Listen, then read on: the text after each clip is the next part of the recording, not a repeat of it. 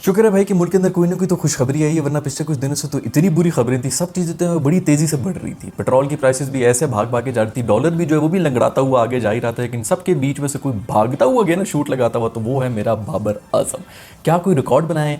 3 consecutive centuries मार चुका है ये ओडीआई के अंदर, और सबसे बड़ा रिकॉर्ड ये है कि ये 2 दफा कर चुका है ये हरकत। यहां तक ही नहीं, बॉय ने 1000 रन भी कंप्लीट कर दिए एज अ कैप्टन, जो कि इससे पहले कोहली ने किए थे 17 इनिंग्स के अंदर, और इसने ये किए 13 इनिंग्स के अंदर। उसके अलावा 17 सेंचुरीज भी इसकी हो गई, जो कि फास्टेस्ट है। इससे पहले हशीम आमला की थी ये, और जिसने मेरा ख्याल में कोई 90 समथिंग इनिंग्स के अंदर ये सब कुछ किया था, और इसने कोई 85 इनिंग्स के अंदर ये सब रिकॉर्ड कर दी। बड़ी खुशी है मुल्तान के अंदर हाउसफुल क्राउड को देख के। सब लोग जो है वो पाकिस्तान के लिए नारे लगा रहे थे। इससे पहले तो जो भी नारा लगा रहा था किसी पॉलिटिकल पार्टी के लिए लगा रहा था, और दूसरा बंदा जो है वो उसको गद्दार कह रहा था। बाप जो है अपने बेटे को गद्दार कह रहे थे, माएँ जो है अपनी बेटियों को गद्दार कह रही थी। पता नहीं अजीब से माहौल मचा हुआ था, लेकिन सब मिलकर इस वक्त पाकिस्तान के लिए नारे लगा रहे थे, जो कि बहुत ही ज़रूरी था हमारे मुल्क के लिए।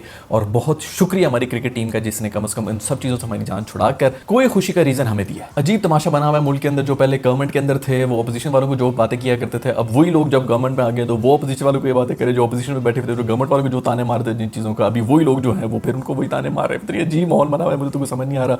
बस न्यूज़ चैनल सब देख रहे हैं और सब पागल होते जा रहे हैं। सबके वही रोल्स हैं, सिर्फ कैरेक्टर्स जो हैं वो एक्टर्स चेंज हो गए, रोल अपना वही निभा रहे हैं। सब तमाशा लगा हुआ है, हर जगह तमाशा है। ये भी एक स्पोर्ट्स ही है। हमारे इधर जो पॉलिटिक्स होती है ना, वो भी स्पोर्ट्स ही हो रही होती है, लेकिन बस लोगों को लगता है कि नहीं, ये जो स्पोर्ट्स हैं वो सीरियस नहीं हो रही, बाकी सब चीज़ें बहुत सीरियस है। मेरा ख्याल में हर जगह बस तमाशा ही लगा हुआ है, हम सब बैठ के तालियां बजा रहे हैं। जो ऊपर बैठे हैं वो उन्हीं चीज़ों के पीछे लड़ रहे हैं, नीचे लोग जो है वो एक दूसरे के खून के प्यासे हुए हैं। खैर, स्पेशल शाउट आउट है मेरे मुल्तान के सराइकी लोगों के लिए। क्या ज़बरदस्त यार, खूबसूरत किस्म का क्राउड किया आप लोगों ने। क्या सोन हलवे की तरह मीठे लोग हैं यहाँ के। इतनी धूप के अंदर ये लोग मैचेस देखने के लिए आए थे। इतनी धूप के अंदर तो किसी भी नॉर्मल इंसान का सोन हलवा बन जाता है। खैर, मैं बड़ा खुश हूँ कि इस तरह फॉरेन टीम्स को जो है ना मुल्तान के अंदर ही लेकर आना चाहिए, जहाँ पे गर्मी की वजह से इनके जो है ना इसी तरह भाप उड़ती जाए। आधे तो प्लेयर्स वैसे ही पिघल जाते हैं रनअप के ऊपर भागते भागते। मैं तो कहता हूँ जो ऑस्ट्रेलिया की टीम आई थी ना, उनको भी मुल्तान में ही खिलाना चाहिए था। उनकी तो आधी टीम वैसी भाप बन के उड़ जाना था। उबाल के रखो यार सारे फॉरेन प्लेयर्स को। वैसे लोग बहुत से ये भी कह रहे हैं कि मुल्तान के अंदर क्यों मैचेस हो रहे हैं, तो उसके पीछे एक वजह है यार, क्योंकि पिंडी इस्लामाबाद में तो अक्सर जमहूरियत आ जाती है, तो इसलिए वहाँ पर कुछ भी कहा नहीं जा सकता कि कौन सा मैच होगा कौन सा मैच नहीं हो सकता। उसके अलावा लाहौर और कराची के अंदर जो पिचेस हैं वो कोई खोदी गई हैं। हमारे रमीज़ राजू बॉय जो है ना, उन्होंने कोई कस्में खाई हुई थी कि मैं इन पिचेस को बहुत बेहतर कर दूंगा, तो वो उसी काम के ऊपर लगे हुए हैं और पिचेस वहाँ की बेहतर हो रही हैं।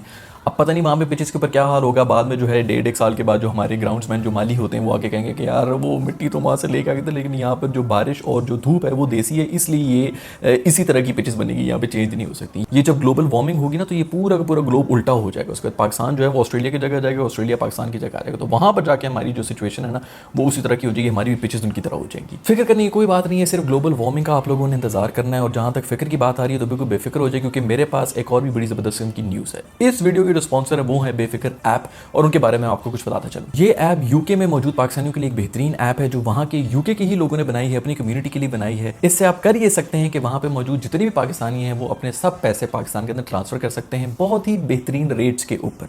ये जो डेवलपर्स हैं इस ऐप के, वो ये कहते हैं कि हम लोगों ने अपने प्रॉफिट मार्जिन भी बहुत ही कम रखे हुए हैं, इसीलिए क्योंकि हम लोग अपनी कम्युनिटी के लिए कुछ करना चाह रहे थे। इसके अलावा जो भी प्रॉफिट्स बनते हैं इस ऐप के ऊपर, उसकी एक परसेंटेज यहाँ पर मौजूद चैरिटी ऑर्गेनाइजेशन यानी कि एनजीओज में भी भेजी जाती है। जो भी मनी ट्रांसफर होगा आपका बेफिक्र ऐप से, वो बेस्ट पॉसिबल रेट्स के ऊपर होगा पाकिस्तान के अंदर। और आजकल का जो जमाना बना हुआ है, मैं तो कहता हूँ जितनी भी जायदादें हैं ना बाहर, वो सब लोग यहाँ पे ही भेज दें किसी भी तरह। जो है ये डॉलर को रोक के सारे जो तुम लोग के पैसे हैं ना वो वहाँ पे बेच बूझ के इधर दे दो, हमें दे दो। अच्छा, बेफिक्र ऐप की सबसे बड़ी बात यह है कि इसके ऊपर आप खाली जो है वो पैसे ही नहीं भेज सकते। यहाँ पर जो लोगों के घरों के बिजली के बिल होते हैं वो भी आप लोग पे कर सकते हैं यूके में बैठे बैठे। तो जितने भी लोग कंप्लेन कर रहे होते हैं ना कि यार बिजली का बहुत बिल आ रहा है, क्योंकि बिजली वैसे यहाँ पे तो आती नहीं, लेकिन जब आती है तो बिल बहुत ज़्यादा आता है, तो अब उन्हीं को कहें कि यार वहीं से तू ना बिल भी जमा करा दे हमारा। क्रेडिट कार्ड के बिल जो है पाकिस्तान के अंदर वो भी वहाँ से पे हो सकते हैं इस ऐप के थ्रू। और जो मोबाइल के टॉपअप्स हैं यानी कि जो इजी लोड वगैरह होता है वो भी हम वहीं से कर सकते हैं। तो ये जो सभा है ना इजी लोड वाली, उसके भी मजे हो गए। अब वो यूके में मैसेज भेज सकती है। बैंक के जो कार्ड्स होते हैं उससे भी पेमेंट हो सकती है। और अब तो इस ऐप के ऊपर 105 से भी ज्यादा पाकिस्तानी बिल्डर्स भी शामिल हो चुके हैं। और इसके अलावा बहुत सी ऐसी एनजीओ जो कि पाकिस्तान के अंदर काम कर रही हैं वो भी इस ऐप के ऊपर रजिस्टर्ड होगी। तो आप वहां से बैठे बैठे डायरेक्टली पाकिस्तान के अंदर डोनेशंस और चैरिटी कर सकते हैं इन रिप्यूटेड एनजीओज के अकाउंट्स में। जैसे मैंने पहले भी बताया कि यूके में मौजूद जितने भी लोग हैं उनके लिए ये ऐप बनाई गई है। इसके अलावा सऊदी अरेबिया और यूएई के अंदर भी ये जल्द लॉन्च होने वाली है, तो इसको डाउनलोड जरूर करें, क्योंकि इसके प्रॉफिट में से कुछ मार्जिन जो है वो एनजीओज में भी जाता है। तो इसको अगर आप डाउनलोड करेंगे और इसको यूज करेंगे तो आप नेकी में भी शामिल हो जाएंगे। वैसे तो ये ऐप iOS और एंड्रॉइड दोनों डिवाइसेस के लिए मौजूद है। नीचे डिस्क्रिप्शन के अंदर मैंने इसका लिंक भी दिया हुआ है, आप उसको क्लिक करेंगे तो आप इसको डाउनलोड भी कर सकते हैं। तो अभी बेफिक्र होकर इसको डाउनलोड करें और पाकिस्तान पैसे भेजने की फिक्र से आजाद हो जाए। खैर, coming back to the video, 31 साल हो चुके हैं वेस्ट इंडीज को कोई भी ओडीआई सीरीज यहाँ पर जीते हुए पाकिस्तान से। और उनसे जब पूछा गया कि इस बार आप क्या करेंगे तो उन्होंने कहा था कि हम बाबर आजम को आउट करके ये सीरीज़ जीतेंगे। तो बस वही वो बाबर आजम को भी बेचारे आउट नहीं कर सके, उसने अगले ने सेंचुरी मार दी और ये मैच भी वो हार गए। 300 रन बनाए थे पाकिस्तानी टीम के लिए। 300 रन कोई भी अगर बना जाए तो वो बहुत बड़ा स्कोर होता है, स्पेशली जब हमने चेस करना होता है। और खुशदिल शाह कह दें या बाबर कह दें, इन सब की इनिंग्स जो है ना वो बिल्कुल वेस्ट इंडीज़ के मुंह के अंदर से खींच के ये मैच निकाला। बहुत ही ज़बरदस्त हरकत की बाबर आजम ने भी कि जब मैन ऑफ द मैच उसको अनाउंस किया गया तो उसने कहा यार मैंने नहीं ये अवार्ड लेना, ये खुशदिल शाह का बनता है। देखो इसी तरह होता है, जब आपके पास फरमानी हो जाती है ना, आपके पास बहुत ज्यादती हो जाती है किसी एक चीज़ की, तो आप इस तरह बांटना शुरू कर देते हैं। बॉय ने इतनी दफ़ा मैन ऑफ द मैच जीत ली कि उसके पास इस चीज़ का कोई इतना चाम ही नहीं रहा है। हमारा एक ज़माना वो करता था कि लोग मर रहे होते थे कि इस तरह हम मैन ऑफ द मैच बन जाए। कभी एक तो पहली बात तो ये टीम जीती नहीं थी तो मैन ऑफ द मैच वैसे ही हमारे नहीं होते थे। उसके बाद वो जीतने शुरू होते थे तो फिर लड़ रहे होते थे कि मैं मैन ऑफ द मैच हूँ, मैं मैन ऑफ द मैच हूँ, क्योंकि टीम के अंदर रहने के लिए बहुत ज़रूरी होता था कि जी मैंने 1600 मैचेस में से 3 man of the match award भी जीते। अब ये माहौल आ गया कि हमारे प्लेयर्स में आगे बांटना शुरू कर दिया कि तुम भी ले लो यार, तुम भी ले लो, मेरे पास तो बहुत है। खैर खुशदिल शाह ने कोई दिल खुश किया यार। मैं कहता हूँ जो छक्कों की हैट्रिक मारी है ना उसने, वहीं पे गेम जो है ऐसी इसी किस्म के हमें हिटर्स की जरूरत थी और वो हमें मिल गए। वैसे अगर इसी सीरीज़ के बारे में बात की जाए तो एक बहुत इंपॉर्टेंट बात ये भी है कि क्या कोई ज़बरदस्त किस्म की मार्केटिंग हुई थी इस सीरीज़ के बारे में। देखो एक इंटरनेशनल टीम पाकिस्तान के अंदर आई हुई, आप लोग हर वक्त कहते रहते हैं कि यार हमारे मुल्क का जो इमेज है वो बेहतर होना चाहिए, दुनिया के अंदर एक मैसेज आना चाहिए कि हम लोग बड़ी पीस लवेंगे और हम क्रिकेट को सपोर्ट करते हैं और ये वो। जब कोई इंटरनेशनल टीम यहाँ पे आई होती तो यहाँ पे पाकिस्तानियों को नहीं पता होता कि यार कोई मैच भी हो रहे हैं। यार तो थोड़ा सा मार्केटिंग के ऊपर बजट आप जो है वो स्पेंड कर लिया करें। आई नो कि थोड़ी सरकारी नौकरी है तो इतनी ज़्यादा आप लोगों को फिक्र नहीं होती है। अपनी मैं हमें ऑफिशियल पेज के ऊपर एक दो जो है वीडियोज़ बना के वो डाल देते हैं। कुछ और भी इन्फ्लुएंसर्स वगैरह होते हैं उनको आप दे दें पैसे, मुझे ना दे, मुझे ना दे, लेकिन किसी को दे दिया करें। और कुछ नहीं तो टीवी के ऊपर कुछ कैंपेन चलनी चाहिए, चैनल्स को चाहिए कि इसको थोड़ा सा प्रमोट करें। जो प्राइवेट चैनल्स होते हैं ना कम से कम वो इन चीज़ों के ऊपर तो अच्छे हैं मार्केटिंग में। लेकिन खैर किसी को भी नहीं पता था, बड़ी मुश्किल से शुक्र है कि लोगों को पता लगना शुरू हुआ। शुक्र है कि ओडीआई थी और शुक्र है कि बाबर आजम ने 100 वगैरह मारी है, इस किस्म की सीरीज़ हुई है तो तभी लोगों को पता चला है। वरना तो नॉर्मली हमको बुरी तरह से हारते थे तो तभी पता चलता था कि अच्छा कोई सीरीज़ भी हो रही है। लेकिन मेरा ख्याल में इस काम के ऊपर हमें काम करना चाहिए भाई। अगर और किसी से नहीं भी आपने प्रमोशन करानी तो कम से कम अपने प्लेयर्स को ही कह दिया करें कि वही अपनी स्टोरीज और वही अपनी ट्वीट्स और वही सब चीज़ें करती रहा करें। कम से कम एक महीना तो बताया कि ना थोड़ी सी हाइप तो क्रिएट हुई भी हो कि यार एक सीरीज़ होने वाली है, कि इंटरनेशनल टीम पाकिस्तान के अंदर आ रही है और मैचेस खेल रही है। खैर मेरे इमी दोस्त ने भी 50 मार दी इसके अंदर और मेरे ख्याल में ये कोई 7वीं इसकी 50+ का स्कोर है लास्ट 10 इनिंग्स में। फिर भी हमारे लोग जो है ना वो इसको पर्ची किस्म की बातें करते हैं। हमारे लोग भी क्या बात है यार, इमी दोस्त तू लगा रहा है यार।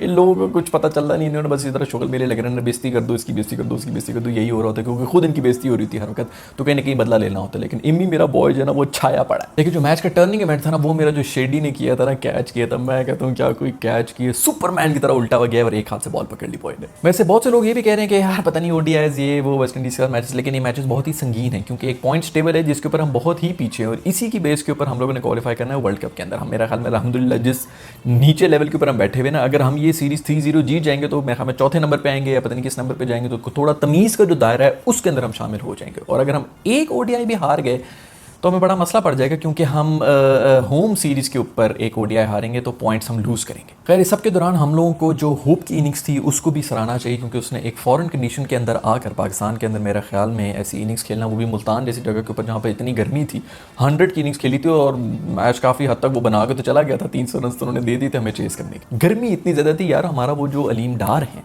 मैंने सुना है कि मतलब वो बॉय जो है वो 9000 मैचेस में अंपायरिंग कर चुका है मेरा ख्याल में, और वो गर्मी की वजह से उल्टियाँ करता हुआ ग्राउंड बाहर गया। खैर होप जो है वो बड़ी बेहतरीन किस्म की होप लेके आया वेस्ट इंडीज क्रिकेट के लिए क्योंकि उसकी मेरे ख्याल में 4000 रन कंप्लीट हो चुके हैं और 50 से ज़्यादा की एवरेज है जो कि एक बड़ा ही बेहतरीन किस्म का नंबर है। बॉलिंग में हम लोग फिर ठुस ही रहे हैं इस दफ़ा भी और बड़ी हमने कुट खाई है, कोई कसर नहीं छोड़ी। रूफी ने भी जो है बड़ी कुट खाई लेकिन उसने मेरे ख्याल में 4 विकेटें भी ले ली और हसन अली जो है उन्होंने फिर कुट खाई है लेकिन विकेट कोई नहीं ली है। मेरे ख्याल में दोस्त अब जरा जो है ना थोड़ा बहुत रेस्ट कर लें, कुछ इस तरह कर लें, लेकिन कुछ परफॉर्मेंस करनी पड़ेगी क्योंकि इस तरह तो काम नहीं चलने लगा। इतनी रज के हमने मार खाई ना, वो भी विजिटिंग टीम से इस गर्मी के अंदर हमारी होम कंडीशंस। खैर मजा आया, पाकिस्तान जो है मैच जीत गया, शुक्र अल्हम्दुलिल्लाह। आगे भी जो मैचेस होंगे वो भी देखेंगे, उसके ऊपर भी वीडियोस बनाएंगे। लेकिन इसके अलावा और भी बड़ा कुछ हो रहा है। एक तरफ ऑस्ट्रेलिया और श्रीलंका की भी T20 सीरीज हो रही थी जिसका मैंने मैच देखा था, तो उसके अंदर श्रीलंका जो है उन्होंने 10 ओवर में कोई 100 रन बनाए हुए थे, उनका एक आउट था। मैं बड़ा खुश हुआ कि मैंने कहा श्रीलंका के अंदर भी कोई खुशी की लहर तो आई है, चलो उनकी भी जो है बड़े इकोनॉमिकल क्राइसिस चल रहा था। लेकिन फिर बाद में मैं इधर उधर गया, चाय पानी पी वापस आया तो पता चला कि 120 के ऊपर पूरी टीम इनकी आउट हुई थी। यार वैसे लंका जो है ना भाई यार पता नहीं क्या हो गया। एक ज़माना था कि लंका पाकिस्तान पाकिस्तान और ये साउथ अफ्रीका वगैरह जो बड़ी बेहतरीन किस्म की टीम्स होती थी, अब तो इनके ऊपर भी कुछ नहीं रहा है। सिर्फ बिग थ्री बस अब आपस में खेल रहे हैं, पैसे बना रहे हैं और अपनी टीम्स को आगे कर रहे हैं, बाकी तो सारा का सारा क्रिकेट जो है वो ठुसी हुआ है। इसके अलावा इंग्लैंड और न्यूजीलैंड के दरमियान भी टेस्ट मैच हो रहा है जो कि बड़े बेहतरीन किस्म का हो रहा है। जो वहाँ पे टेस्ट मैचेस होते हैं ना, उनका मजा ये होता है कि सिर्फ और सिर्फ जो है ना वो बॉलर्स को असिस्ट हो रही होती है, ये बादल आए और बॉल जो है वो घूमना शुरू हो जाती है सांप की तरह। और मेरे ख्याल में कोई 100 रन 120 रन के ऊपर जो है उन्होंने न्यूजीलैंड को आउट किया हुआ था। न्यूजीलैंड वालों ने भी इंग्लैंड को 130 के ऊपर आउट कर दिया था और फिर उसके बाद कोई वनडे की तरह मैच शुरू हो गया था। कोई 250 रन का टारगेट दिया था न्यूजीलैंड ने इंग्लैंड को और इंग्लैंड ने वो पूरा कर लिया। उसके अंदर भी जो रूट जो है वो पागल हो चुका है भाई, जो रूट बिल्कुल पागल हो चुका है। पिछले साल भी उसने इतने रन बनाए, मैं तो कांपता रहा था, मैं डरता रहा था कि एक सबसे बड़ा रिकॉर्ड है जो कि मोहम्मद यूसुफ का है एक कैलेंडर ईयर में सबसे ज़्यादा टेस्ट रन बनाने का, वो बिल्कुल उस तक पहुंच गया था और अभी भी उसी फॉर्म में चल रहा है। शुक्र है वो रिकॉर्ड नहीं से तोड़ा, लेकिन अभी जो है वो शुरू होते ही फिर आगे फैब 4 के अंदर बाकी सब उधर ही बैठे में और ये जो है ना वो पता नहीं कौन सी नौस लगा के आगे निकली जा रहा है। जनवरी 2021 से जो रूट की मैं हमें कोई 9 सेंचुरीज हो गई हैं टेस्ट के अंदर और बाकी जितने भी फैब 4 वाले हैं वो उधर ही बैठे में थोड़ा टिपी टिपी करके आगे पीछे चल रहे हैं। खैर आखिर में एक और बात करना चाहूँगा, मेरे ख्याल में शाहीन शाह अफरीदी का एक बयान था जिसको वो एक इंडियन फास्ट बॉलर है उमरान मलिक जो कि बड़ी पैसे निकाल रहा है, तो उसको पता नहीं क्या कोई अजीब सा लेबल करके हम लोगों ने मशहूर कर दिया था कि शाहीन शाह अफरीदी ने उसके बारे में ये कहा है कि भाई सिर्फ पेस ही नहीं होती, लाइन एंड लेंथ भी होती है। भाई वो अपने बारे में बात कर रहा था, पता नहीं हमारे कौन से न्यूज़ ऐसे पब्लिशिंग हाउसेज हैं या कौन से ऐसे इन्फ्लुएंसर्स जिन्होंने इस किस्म की खबर लगा दी है कि नहीं शाहीन शाह अफरीदी ने उसके बारे में ये कहा है। उधर इंडिया में जो है वैसे लोग शुरू हो गए कि हाँ जी देख लो फिर इनको भी देखो शाहीन शाह अफरीदी से वैसे उनकी बड़ी तकलीफ है क्योंकि वो जो एक हमने T20 था उसके अंदर 2-3 उनके आउट कर लिए थे शाहीन शाह अफरीदी ने, तो इसलिए भी उनको वो बुरा लगना शुरू हो गया था। ऊपर से अफरीदी का वैसे वो दमाद बन रहा है तो इसलिए भी शायद बुरा लग रहा होता है, लेकिन खैर उसने इस किस्म की कोई बात नहीं की थी। तो हमारा ख्याल है कि हमें इन चीज़ों को नफरतों को नहीं बढ़ाना चाहिए क्योंकि ये क्रिकेट जो है इससे तो कम से कम पॉलिटिक्स को हम दूर ही रखें ना।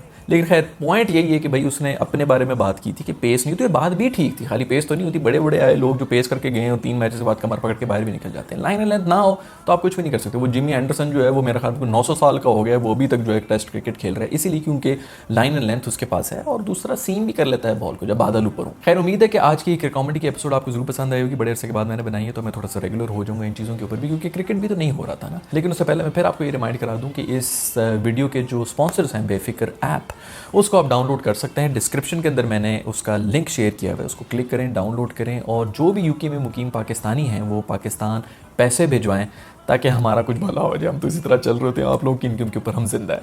तो I will see you in the next video, bye.